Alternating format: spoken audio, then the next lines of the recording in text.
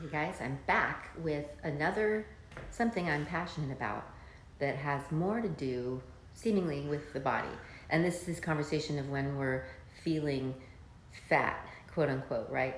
Which, first of all, a more yoga approach, a more conscious approach with our bodies because we know how much our body feels and even hears everything we say and think.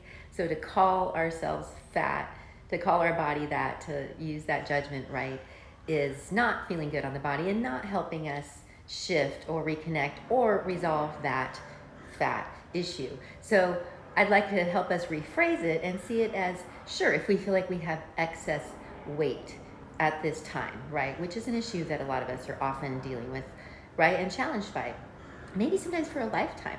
But I'm in this fascinating awareness, especially coming from a yoga approach, that as we recognize, remember that it's all energy, that we can see that often, usually, maybe always, excess weight, if that's how we're feeling it and perceiving it in our body, is energy. And maybe just extra energy, maybe stored energy, maybe stored trauma a lot of the time is what can be going on. And often it might be related to our creativity, even, right? And if we're not in a flow of using some of our creative gifts, that maybe some of that is just like stuck energy that's manifesting as what we might call excess weight or feeling fat, right? So I just think as we realize the more holistic situation here, right, that it's all connected.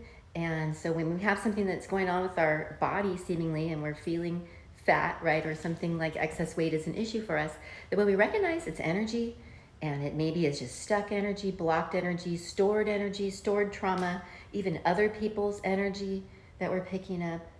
So then when we attend to it as energy and shift our energy, that weight, that fat, whatever we call it, I see can shift really quickly and easily. And also it's because of the psychology that we're now in, that, and we're not in that judgment with ourselves either. Like, what have I done wrong? And now I need to have this like hard disciplined life in order to not have this excess weight. And yes, it may mean about making some changes, but some of those changes may be more about more gentle self-care, more kindness with yourself, less talking to yourself like you have been, calling yourself fat, for instance, right? So, and making that peace with your body, honoring that your body's just trying to help you, maybe even by storing that energy for you, responding like that, trying to take care of you. So again, when we reframe it and realize the truth of what something like that could be about, I see it's even easier to shift it and get out of that struggle for a lifetime because we've shifted that awareness with it, we've gotten out of the judgment of it, and that makes it even easier to change, right? And yes, it may be about eating differently, moving more, things like that. But those things also just come more naturally when we're more in a place of connection and feeling in harmony with ourselves, which really isn't going to come through that judgment, through that force, through that what we might even call a more hard, disciplined approach, even though it may involve you becoming more in a regularity, a rhythm, a routine with the things that are going to help tune you. And it's all energy. So yes, tune your energy.